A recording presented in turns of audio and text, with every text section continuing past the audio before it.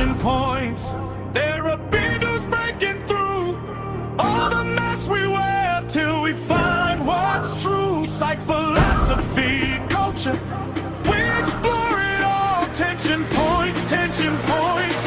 Time to answer the call. I'll need a lot of therapy. I'll need a lot of therapy. Okay, welcome back. It's Dan Fox, Andre Karkamaz with the Therapy Dudes podcast, part 2 on our exploration of anxiety and how it can trick us, how it feels like anxiety and the experience of it is kind of like a lie, like it's getting us off track. And I want to jump back in with long-awaited Dear Andre segment. So before we get into it, Dear Abby, we got to hear the song. No Dr. Phil, their advice is too snappy. It's got no thrill. I need a guy who's steady like a mountain still. Who is it? Yeah, It's Andre, just Andre. Him? He's got that coming sway. Really? It's me. No lectures, no cliche. It's Andre, just Andre. All right, Andre, you're going to help us out here. We're reading Dear Abby segment and see whether or not Andre agrees, disagrees, what he would do differently. And you actually get to answer first before we hear how Abby responded. Okay. Okay. Dear Abby, I have been married to my husband for 10 years. Ever since I have known him, he has had issues with depression and anxiety. I have tried to support him through these diagnoses. He has attempted to go to therapy several times, but he never sticks with it. Once the therapist gets to the point where they start to get into what he needs to work on, he quits. He claims no one understands what he is going through.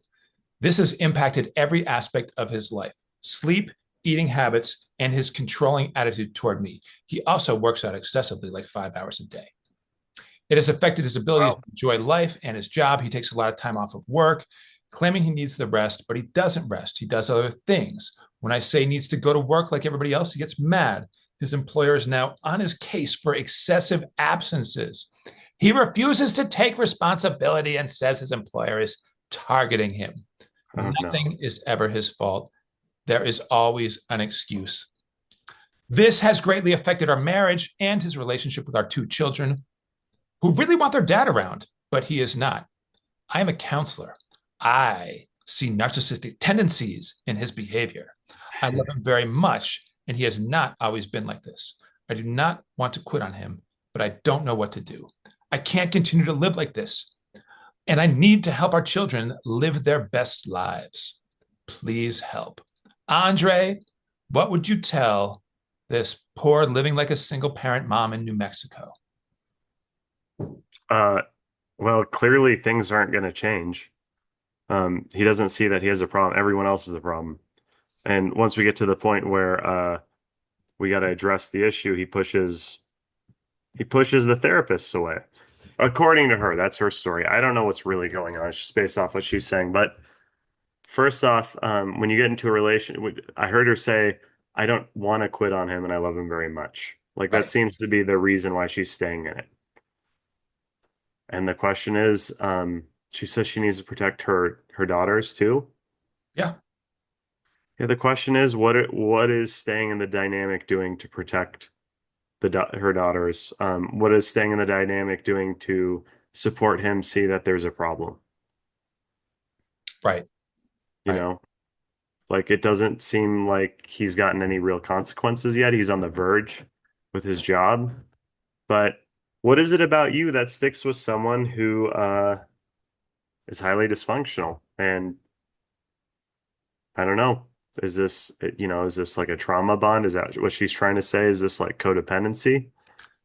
So what do you say? Is it time for her to give him an ultimatum? I think it's a time for her to give herself a realistic check. Like is like, what is it that you expect is going to happen here? Because I don't think that anything's going to change. I think it's only going to get worse, right? And maybe you're in it because you want to help him. You don't want him to fall rock bottom. It's almost like addiction when people are like that, you know? Um, Sometimes you got to let them fall. You can't keep holding the weight of the dysfunction. Okay. Oh, I like the way you answered that. I was baiting you a little bit Hmm. because Abby comes out strong with give him an ultimatum, which Yeah. I don't totally agree with. I think we need to be more nuanced than that. Um, but just to put out what she says, I'm sure that as a therapist, you realize you can't help someone who refuses to be helped. It's time to put the welfare of your children first. Give your husband an ultimatum. Get help for his issues and stick with it, or you are leaving and taking the children with you. The atmosphere you have described is unhealthy for them and for you as well. Okay. I'm there, especially that last phrase, the atmosphere you have described is unhealthy for them and for you as well. But I'm not sure that the ultimatum is going to like suddenly clean up the atmosphere. Divorce typically makes the atmosphere worse for a while. And And also, if he really is narcissistic, that means he's gonna and controlling, like she described. If she did something strong like that, there might be legal abuse. He might be trying to raise hell around custody stuff. I don't know. Like it's right. gonna be really complicated. Yeah, and that idea that she can just leave and take the children I was like, that is doesn't make like that sense. that doesn't that's not how that He actually clearly has never had kids or worked with families before. that are going through divorce. Yeah. And don't get me wrong, I think that like divorce is a necessary tool, especially if there's like abuse going on, right? And that needs to be something that, is on the table, and there are, legal experts that can help through those situations and have done it a lot. But it's not just this like snappy resolution that'll clean up everything and, just like something that we can jump to that ultimatum without really turning over all the functional stones that maybe remain on the table. And Right. the thing that struck me about her like conversation is that there's something about this idea that he goes to therapy, and every time they get to like what he needs to do about it, Hmm. he just says like it doesn't work and nobody understands him. And to me, I feel like maybe he hasn't found the right therapist, because if somebody is anxious, they're wanting relief. And are That's you true. willing to try some stuff? And if the therapist isn't able to actually like provide them some tools in terms of like, Maybe the rapport just isn't there. right, maybe the reports are there, maybe they haven't explained to him how anxiety actually works, how to be aware of it, and tools that are actually going to manage the specific like flavor of anxiety that he is dealing with. But that is not like, What do you think about the fact that she's like, I feel like he's narcissistic? Like, do you feel like that's just like something people say these days? I feel like a lot of times when it gets close to divorce, both Someone's a both narcissist. both parents are ready to like point out the like personality disorders of the other person. Yeah, it's true. And It's unfortunate. it's very tricky at that point. And Yeah. it doesn't matter if she's a therapist, it's really hard to like figure out how to like diagnose your spouse, because there's just too much like, You're too in it. yeah, you're just too immersed in it, and Yeah. it's hard to get a Because if perspective. someone actually is a narcissist, like that therapy doesn't work for them typically, Right, but he did attempt to go several times. So, which tells me that like he was trying. right, like that's not a narcissistic behavior to go That several isn't. times, right? No, So, that's not. Yeah. it's tricky, and he's obviously miserable, right? There's like if He he's seems so like happy. not sleeping well, and not eating well, and not doing well with work, right? Like there's something going on. Yeah.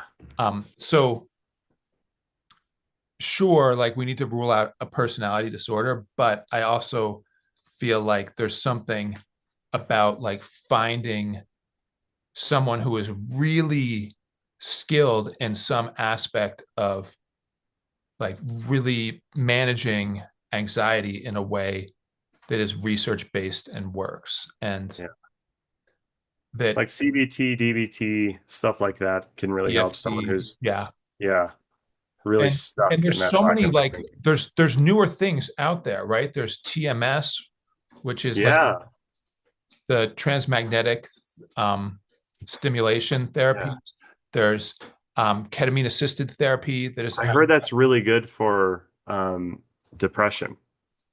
Yes, yes, it's good for hard to treat depression. TMS has some benefits for both anxiety and depression, and there's a lot of improvements in medication around anxiety and depression. Like we are really living in a, even though this is like the age of anxiety, there's a lot of good options out there, and I would want them to be like exploring all of those things as well. And therapy isn't for everyone, but sometimes people can get on a medication and start doing a little more exercise and giving themselves some other like relaxation practices that are helping and can kind of grow new pathways to get out of it. So Yeah.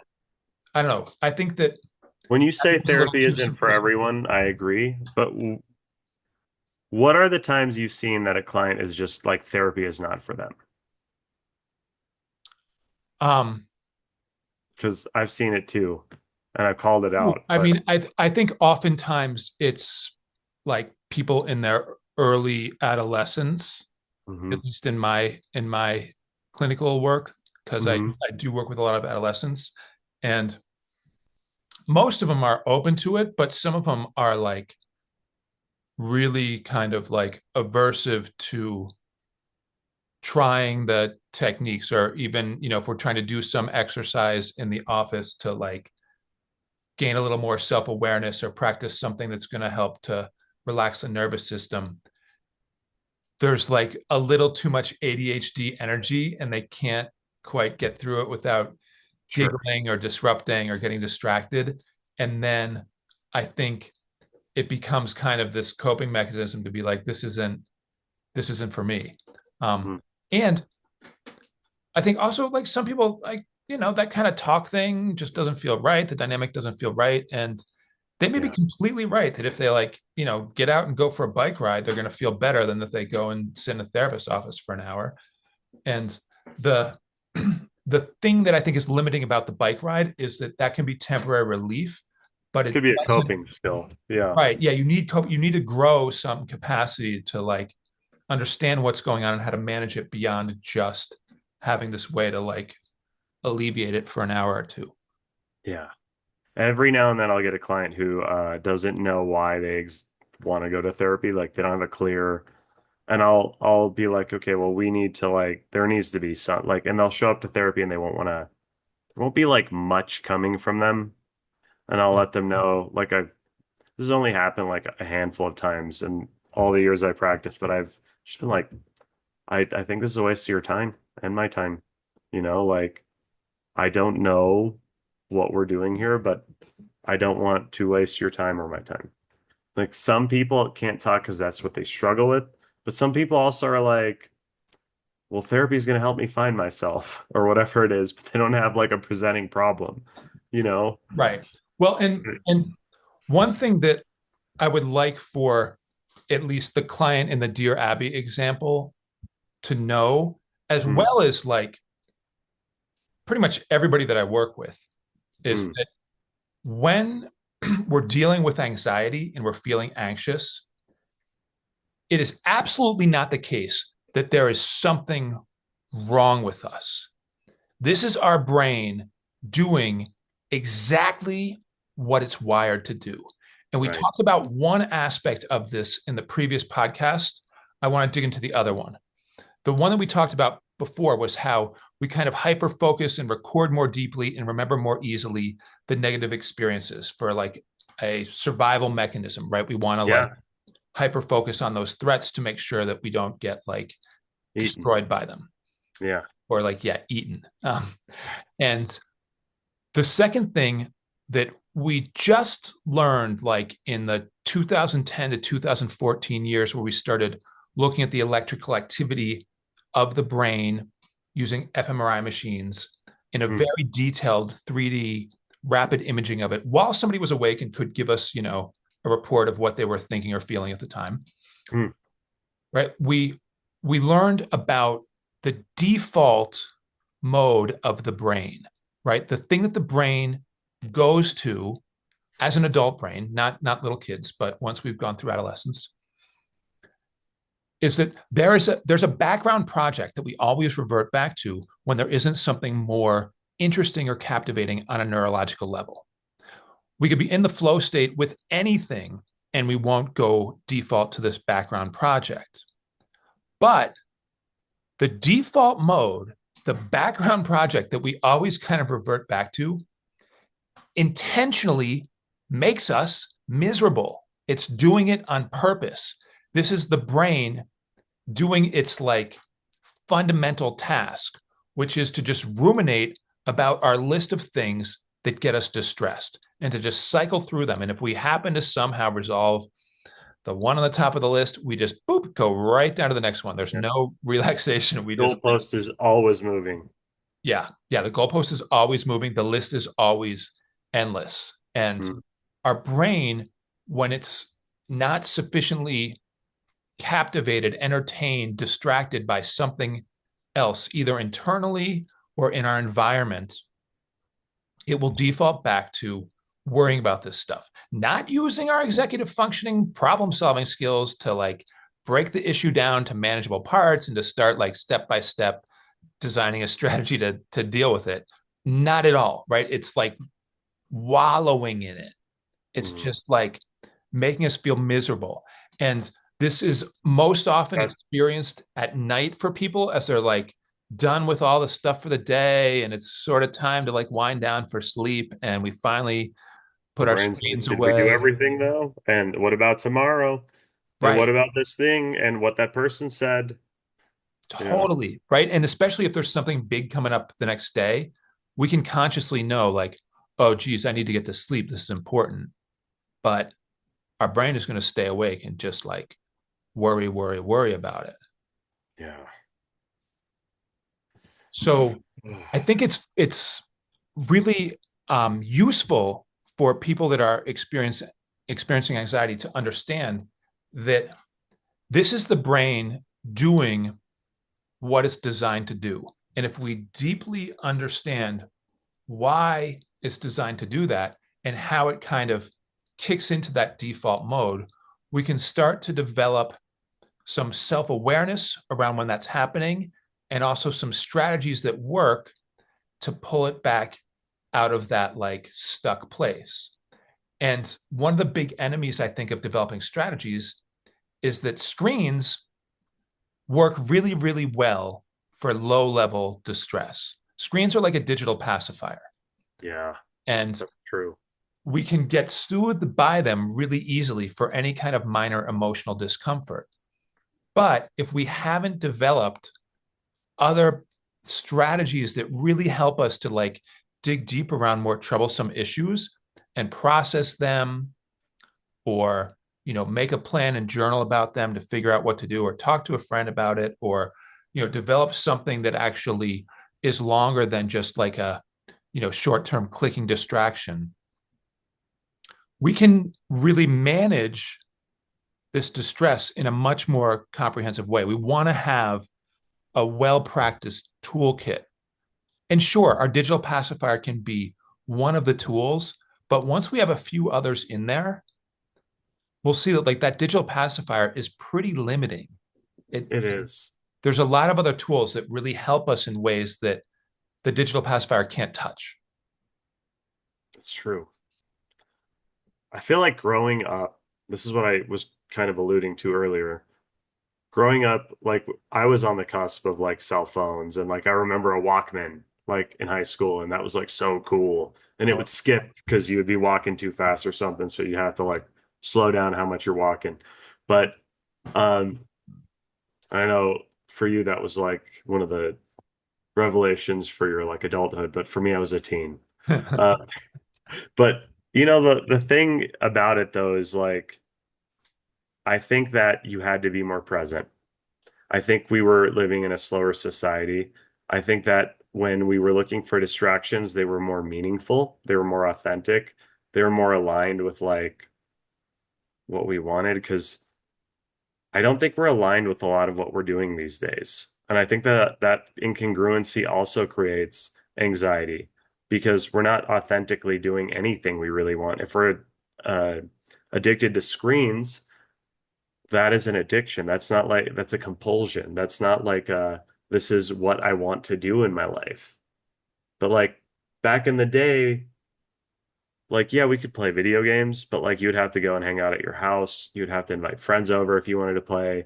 You guys would go get pizza, you'd go do something else, like things were a lot different. Like that's the Yeah. screen time I think about when I was growing up is like, and there wasn't as much of that as there was like just hanging out and going and doing things and talking, having genuine conversations with people. Those were all present centered things that were going on that made you feel a sense of community, that made you understand where you were in relation to other people, which I don't think happens that much anymore. I think texting feels like kind of gamey for a lot of teens. Yep. I think dating feels gamey. I think work relationships feel gamey, like everyone's just putting on a front. But back in the day, I feel like that is what is maybe the number one reason why we all feel so anxious.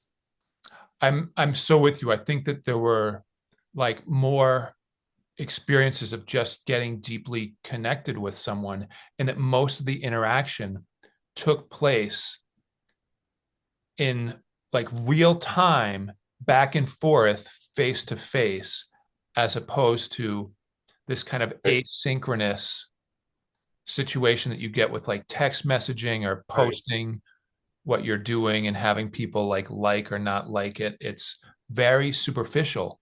And Yeah. when we were like when my generation, Gen X, was growing up, if we were bored, lonely, frustrated, whatever, unhappy, we didn't have this like easy escape of a digital pacifier. So just because there was nothing else to do, we had to like stumble around You and had to find something. eventually like, yeah, we would learn how to like tolerate this because we had practice. And You'd so, be creative. You would find social outlets. They yeah, would be present centered, right?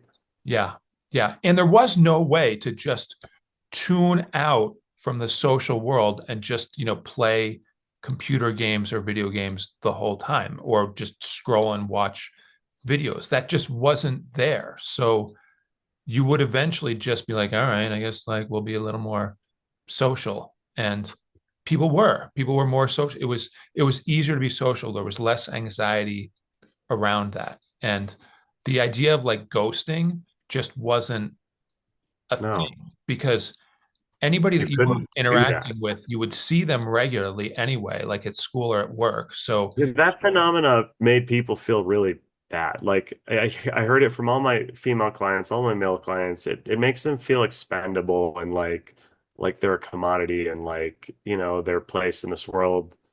It's not natural, yeah, right? Like that's your point, is that that's actually not what happened throughout the history of mankind. Like you right. kind You of would had to face problems. You had to be honest. You had to talk through things. You had to say, I'm not interested. Whatever it was, right? right, and often like a friendship would kind of dissipate or a relationship would end, but you'd still have to just kind of make your peace with that person because you would see them a lot at school or at work or in the neighborhood, and you Like a just have to block. like figure out how to Yeah. deal, Yeah.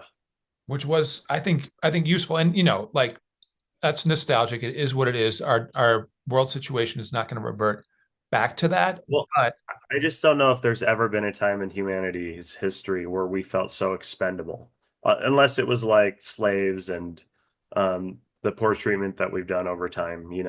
But I mean, just like in society in general, you know. right, right. That the social experience has like lost its value, and I think a lot of people in many different circumstances that would have in the past provided the opportunity to be social do just feel like they're sort of living this meaningless Yeah. existence. Like, does this even matter? Does this person actually like me? You Right. know? Why is this person glazing me? Like, well, Right. maybe that person actually likes you. Why are you asking why they're complimenting you? You know? And I would say on that level of like finding meaning, right? If those questions are distressing, don't escape to the digital pacifier, right? Like it's time to like answer that call and start to explore like what makes us tick and to become more familiar with our thoughts and our feelings and our emotions and what we hope and fear, and to start to get more comfortable just kind of allowing our cycling through those different experiences to happen, right? We want to get like comfortable with our mind and learn how to like work with it and navigate it and help redirect it and manage some of those different thoughts and feelings and emotions. And as we do that, I think we start to understand more how other people's minds are working, and we can develop deeper relationships as that understanding grows. But I none of the also, work is happening when you're just clicking away and no. scrolling. Also, you're training yourself, right? If you're scrolling all the time, you're training your reward system to want those dopamine hits, those quick dopamine hits. We used to be motivated by like, I'm gonna have dinner with my friend tonight, or I'm gonna go meet them at the mall. Remember when the mall was a thing?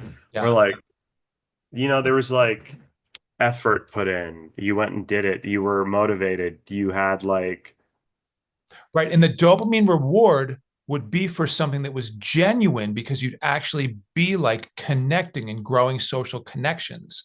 And dopamine was designed, right?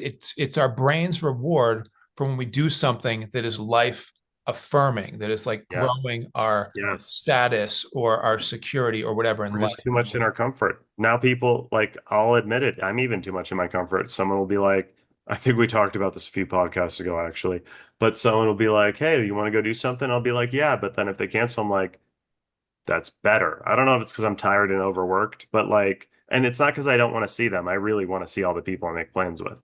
But it's like this feeling of like, I got the screen right here. I'm talking to you on it. I Yeah. can watch a show. I can, like I got all these things I can do to just stay comfortable. Andre, you're a 23-year-old young man. You are not tired. Oh my God. And Dan, I didn't know you were so old. The other day when you told me, I thought we were going to grow old together, and I'm grieving the loss of that. Yes. Yeah. I'll be gone too soon. No, don't you say that. You're going to stick our 79 years is the new, and for you, it's, it's probably going to add like 10, 20 more years to that. So, because if you're I so could hit health 80, conscious. if I could hit 80 and not have like some, really big physical or mental deterioration, that would be a huge win. I feel like I need to hit 70 so that my youngest child can be 30 before I expire. But, Oh, you know, beyond that, the rest is gravy. well, I don't want to think about you passing away, so we're not going to talk about that. All By right. the way, we Well, and, used to and back to play. the dopamine and anxiety and phone thing. Uh-huh. When we scroll on our phone and we're getting that like regular hit of dopamine, it's Hmm. just a chemical experience. It's not a That's not psychological, right? fruitful. We Yeah. know psychologically we haven't done anything. So it feels hollow, right? Afterwards, we're not like, oh my gosh, I'm so glad I just scrolled for 2 hours, right? We've gotten the chemical hits of the dopamine, but that system, that reward system has been hacked. It hasn't been released from like the things that it was designed for. That's true. Also, I used to remember like growing up as a teen and everything, and even in undergrad, like going and hanging out with people and like that was nice. It was nice having that conversation. I remember how that person looked and how this person looked at me, or like how my friend, he was like so present with me, or whatever it was, right? Yeah. But Yeah. it's just like those little things are life affirming and they give you a sense of meaning and purpose. Even if you can't articulate what that is, the connection itself is a breeding ground for meaning and purpose. Yep. Yep. Well, you know what Krusty the Clown would say in moments like this? Yeah. Oh God. Because if you don't, you're about to. I know what he's gonna say. Keep it moving. Wait, where's my, oh my God, my screen is not where I have two mouse arrows on my You screen. are old, can't, aren't you? I can't get, what is There's happening? only one. There's only one. I see only one. Do you I need glasses? It says your screen sharing is paused. What the heck? No wonder I can't get it to work.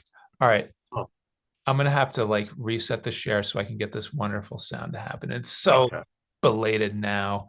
Oh, Oh, it was right on time. I know. Okay, but here we go. Okay. Okay, let's keep it moving. Right. It is time for us to wrap up this conversation. And that Okay. just nailed the point home. I Yep. hope this was useful to folks, and we appreciate you for listening. Leave a comment.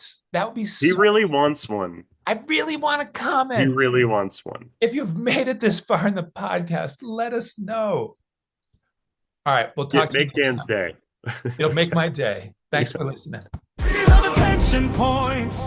There are beetles breaking through all the mess we wear till we find what's true. Psych philosophy, culture. We explore it all. Tension points, tension points. Time to answer the call.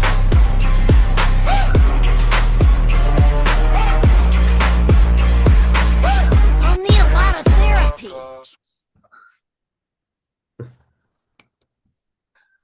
It's good stuff.